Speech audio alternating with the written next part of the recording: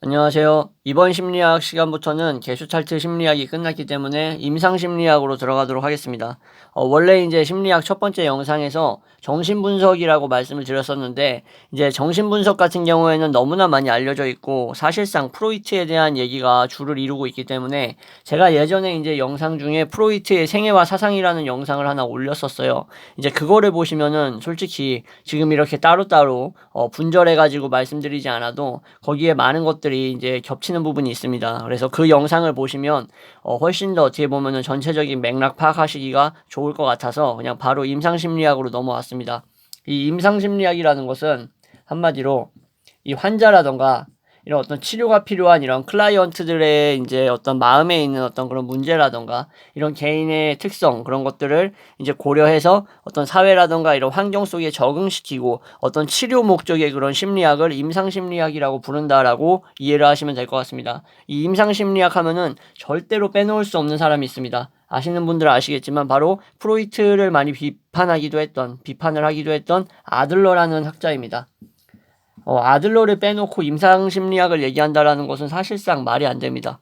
그렇기 때문에 오늘부터는 이제 아들러에 대해서 먼저 말씀을 드리려고 해요.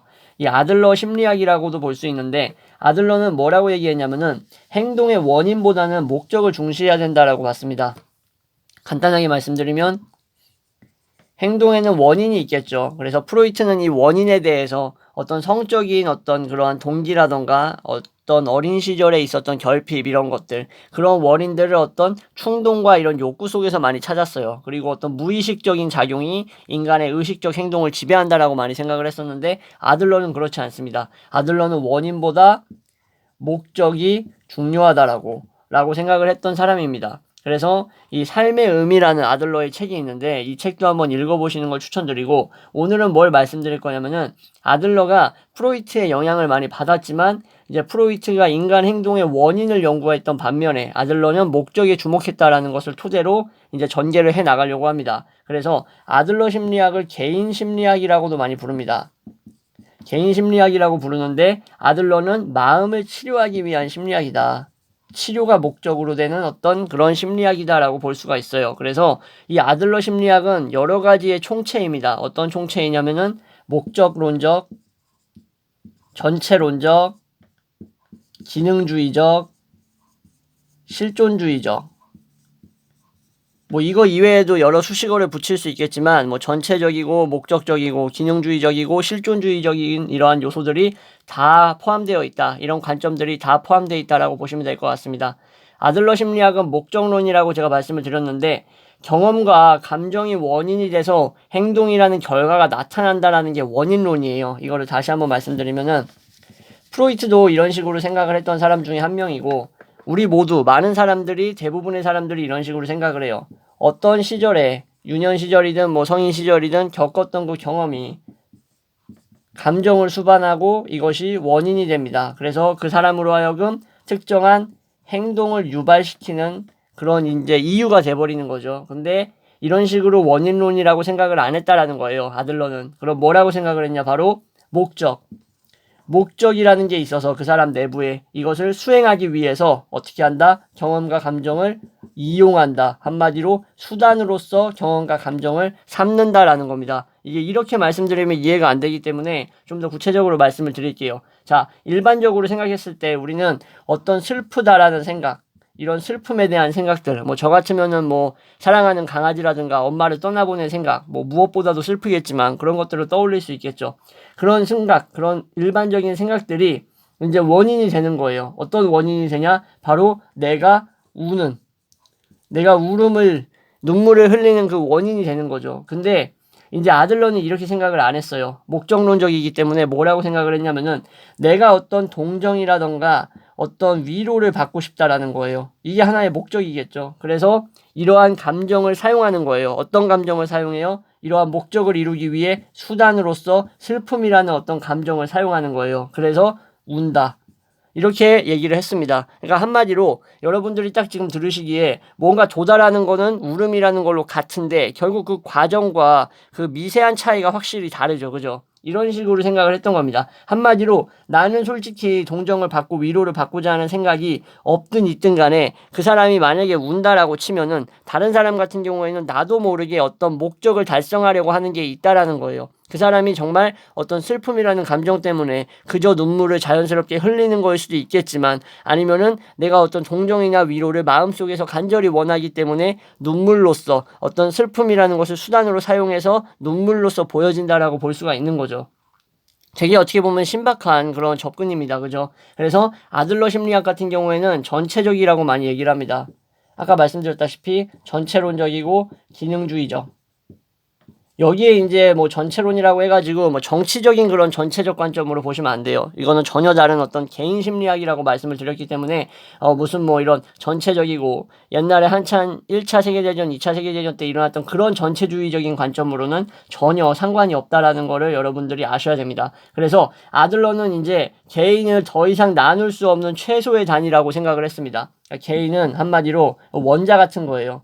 한마디로 그 에피쿠로스 학파라고 옛날에 있었는데, 그 학파가 이제 물질의 어떤 본질적인 이 세상 만물의 가장 근원적인 것, 더 이상 쪼개도 쪼갤 수 없는 것들을 이제 원자라고 얘기를 많이 했었는데, 데모크리토스도 이런 얘기를 했었습니다. 아무튼 간에 이 원자라고 봤던 것처럼 아들러는 원자 대신 개인이라고 봤던 거예요. 그래서 개인은 더 이상 어떤 나눌 수 없는 어떤 주체의 단위로서 생각을 했던 거고, 그래서 결국 감정과 생각은 개인 안에서 대립을 하고 있는 게 아니라고 봤던 겁니다. 다시 한번 말씀드리면, 감정이나 개인의 생각은 개인의 어떤 자아 내부에서 대립을 하고 있는 게 아니라는 거예요. 그럼 무슨 말이냐? 바로 개인이라는 전체가, 이 개인은 더 이상 쪼갤 수 없다고 했죠. 이 개인은 하나의 전체인데 이 전체가 쪼갤 수 없는 전체가 뭘 한다? 나의 목적. 나의 목적을 달성하기 위해서 무엇을 한다? 바로 감정과 사고라는 것을 이용한다, 사용한다라는 거예요. 이 기능을 사용한다라는 거예요. 이 개인은 내가 원하는 어떤 목적이란 게 있고 그것을 달성하기 위해서 나의 감정과 어떤 생각, 이성 같은 것들을 기능으로서 사용한다라는 거죠. 이렇게 해서 이 아들러의 이러한 심리학은 전체론적이면서도 기능주의적이다라고 정리를 할 수가 있는 겁니다. 이해가 되시겠죠? 그래서 프로이트 같은 경우에는 이러한 무의식과 의식의 대립, 그죠? 그리고 에고하고 슈퍼에고하고, 그죠? 이드하고 이런 식으로 해가지고 자아, 초자와 그리고 무의식이 이러한 어떤 서로적인 이런 상호적인 이런 부분들에 많이 신경을 썼고, 무의식이 의식을 지배하는 식으로 많이 나타난다라고 얘기를 했었죠. 그죠? 그리고 감정이 우리의 이성보다도 앞서는 측면이 있다라는 식으로도 생각을 했었습니다. 근데 아들러는 그렇지 않다. 우리의 인간이라는 이 쪼갤 수 없는 존재는 무의식과 의식을 다 보유하고 있지만 결국에는 하나의 목적을 이루려는 존재이기 때문에 어떤 상황에서든지 그 목적을 이루기 위해서는 감정이라든가 사고, 이성과 감성을 다 이용할 수 있는 기능주의적인 이런 유기체다라고 봤던 겁니다. 네, 이렇게 해서 프로이트와 그 아들러의 어떤 차이를 지금까지 알아봤는데, 프로이트가 얘기했을 때 이러한 어떤 중점적인 부분은 다시 말씀드리면은, 나의 행동이라는 것은 내 의사에 의한 것이 아닐 확률이 높다라고 많이 생각을 했던 거예요. 그 기반으로서 무의식이라는 얘기를 많이 했었던 거고, 옛날에 어떤 내가 무서운 것을 봤을 때, 그것이 예를 들어서 뭐 호랑이라고 칩시다. 호랑이를 봤을 때 그 경험이 있겠죠. 그 호랑이의 경험이 원인이 돼가지고 행동이 되는 거예요. 왜 원인이 돼요? 여기서 어떤 감정이 생겨요? 공포, 무서움이라는 감정이 생기기 때문에. 그래서 내가 호랑이를 봤을 때 행동으로 나타나죠. 도망가죠, 도망. 이런 식으로 나타난다라고 봤던 건데, 아들러 같은 경우에는 만약에 이 호랑이를 봤다라는 경험이 있으면은 결국 이 경험을 이용할 수 있다라는 거예요. 어떻게 이용하냐? 바로 내가 이 과거에 이 호랑이로부터 쫓겼다라는 것, 호랑이로부터 느꼈던 어떤 그 무서웠던 그 과거의 감정이라는 경험, 그게 있기 때문에 그 경험에 의한 감정을 통해서 도망친다라는 거예요. 이게 상당히 어떻게 보면은 비슷하면서도 비슷하지 않고 전혀 다른 맥락이라고 이해를 하실 수가 있습니다. 아들러 같은 경우에는 내 행동이 무의식과 감정에 의해서 좌우된다라고 보지 않았다라는 거예요. 결론적으로. 그러면은 내가 주체적인 나의 의사에 의한 것이라는 거예요. 내가 그때 봤던 호랑이는 이런 존재였고 내가 공부했던 호랑이는 배가 굶주리며 맹수이기 때문에 인간에게 해를 끼칠 수 있다라는 그 원리가 머릿속에 들어있는 거예요. 그래서 결국 호랑이를 봤으면 내가 경험하고 겪었고 학습했던 그런 내용들이 떠오르고 이성적 판단으로 인해서 도망치게 되는 거지, 이게 무슨 본능적으로, 마치 뭐랄까 절지동물들이 이렇게 막 갑작스럽게 본능적으로 움직이듯이 그런 식으로 움직이는 게 아니라고 봤던 거죠. 한마디로 프로이트는 인간을 좀 더 동물적이고 좀 더 어떤 원시적인 차원에서 많이 생각을 하려고 했다라고 봐도 크게 틀린 말은 아니라고 생각을 합니다. 이해되시겠죠? 그래서 아들러의 심리학은 또한 현상학적이라고도 얘기를 합니다. 상당히 많은 용어들이 많이 갖다 붙죠. 그만큼 되게 복합적이면서도 아들러란 사람이 얘기했던 이 임상심리학에서 차지하는 그 어떤 위치, 지위가 상당히 높기 때문에 이렇게 말씀을 드리는 겁니다. 아들러의 이러한 심리학은 현상학이라고도 얘기한다. 왜냐? 객관적인 사실보다는 어떤 현상에 대한 나의 주관적인 의미부여가 중요하다라는 거예요. 의미부여. 내가 이러한 호랑이를 봤을 때 도망간다라는 것은 왜 도망가는가? 목적이 뭐예요? 생존이잖아요. 그죠? 그래서 어떤 생존이라는 목적을 이루기 위해서 내가 거기에서 도망쳐야 된다라는 의미를 부여하고 그것이 나에게 위협이 될 수 있다라는 생각을 부여한다라는 거죠. 그래서 주관적인 의미 부여가 중요하다라는 거예요. 예를 들어 보면 우리가 정말 싫어하는 어떤 직장 상사라던가 뭐 직장에 후임이 있어요. 부사수가 있다라고 칩시다. 그러면 내가 이 사람을 싫어한다. 이 사람은 정말 인간적으로 되먹지가 않았다라는 생각을 한다라는 것은 결국 사실이 아니라 내가 내 머릿속에서 만들어내는 일종의 어떤 현상이라는 거예요. 그래서 이러한 현상을 통해서 사실이라는 것은 실제 사실이 아니라 내가 만들어내고 있다라는 거예요. 즉 내가 인식이라는 것, 내가 거기에 부여하는 의미를 변화시키게 된다면, 의미를 바꿔버리게 된다면 그 역겨운 상사라던가 말 겁나게 안 듣는 부사수 같은 경우에는 그 사람 존재가 나에게 있어서 도움이 되는 존재로 변할 수 있다는 것. 상당히 이게 불법적인 차원, 불교적인 차원하고 많이 맞닿아 있거든요. 이런 부분들이. 그래서 아들러라는 사람이 얘기했던 내용이 단순히 이런 어떤 학문적인 부분을 떠나서라도 상당히 우리에게 시사하는 바가 큽니다.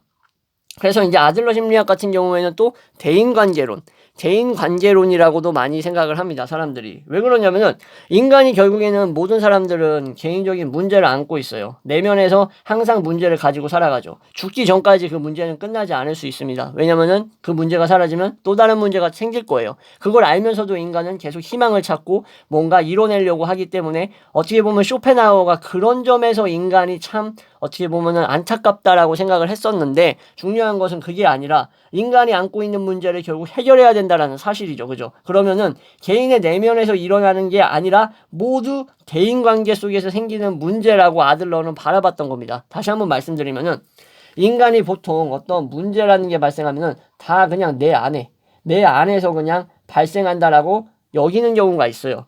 좀 이렇게 어떤 자기 자신을 많이 탓하거나 비하하는 사람들, 뭐 저도 약간 그런 성향이 있는데 그런 사람 같은 경우에는 내 안에서 문제가 많이 발생한다라고 생각을 해요. 근데 아들러는 이렇게 얘기를 합니다. 전부 다 그냥 대인관계 때문에 일어나는 문제다. 그럼 아들러가 여기서 남을 탓하라고 얘기하는가? 그건 아니에요. 무슨 말이냐면은 아들러 같은 경우에는 사회심리학적으로 이 인간과 인간 간의 관계 속에서 발생하는 게 대부분의 문제의 어떤 이유이자 어떤 원인이라고 봤던 거예요. 그렇기 때문에 결국에는 이 인간관계가 문제라는 거예요. 이 인간관계에서 내가 어떤 생각을 갖고 어떠한 의식으로 살아가느냐가 결국 정신건강뿐만 아니라 나의 삶을 결정한다라고 봤던 거예요. 우리 인간이라는 존재는 결국 타인에서 벗어날 수가 없어요. 이 타인이라는 존재는 정말 옛날에 웹툰에도 있었고 사르트르의 닫힌 방을 제가 얘기하면서 희곡인데 매번 얘기했던 것 같아요. 타인은 지옥이다. 정말 말 그대로 지옥이에요. 진짜. 왜냐면은 나를 온전히 나로서 내버려 두질 않잖아. 어딜 가든지. 그죠? 그런데 아들러 역시 모든 문제는 타인과의 나의 관계 속에서 발생할 수밖에 없다. 그렇다면 그러한 문제, 그러한 것을 내가 결국 안고 있다라는 거예요. 이 말이 무슨 말이냐면은 내 안에 모든 문제가 있다라는 게 아니라, 다시 말씀드려서 타인과의 어떤 관계 속에서 문제는 발생해요. 문제는 이렇게 발생을 하는데 그 타인과의 관계 속에서 발생한 문제를 내 안에 안고 있다라는 거예요. 내가 저 사람하고 이런 관계인데 미치겠다. 내가 내 마음속에 이렇게 문제를 안고 있잖아요. 그죠? 이거 이 사람이 이렇게 행동하면 이렇게 될 텐데 큰일 났다. 이것도 또 내 안에 문제를 안고 있는 거고, 결국 관계성의 그 문제가 자리 잡는 그 둥지는 내 가슴속 내 안이라는 거죠. 이해되시겠죠? 그래서 아들러는 이러한 차원에서 접근을 해가지고 개인의 어떠한 이런 마음의 치료라던가 이러한 어떤 해방, 이런 정신적인 고통에서의 어떻게 보면 일종의 해결책을 찾으려고 많이 했던 사람이라고 이해를 하시면 될 것 같습니다. 네, 이렇게 해서 아들러에 대한 얘기를 이제 쭉 말씀드렸고, 임상심리학이 앞으로 어떤 식으로 전개될지도 여러분들도 조금 이 영상을 통해서 예상이 가능하셨을 거라고 생각을 합니다. 네, 그럼 이상으로 영상 마무리하겠고요. 다음 시간에 다시 찾아오도록 하겠습니다. 감사합니다.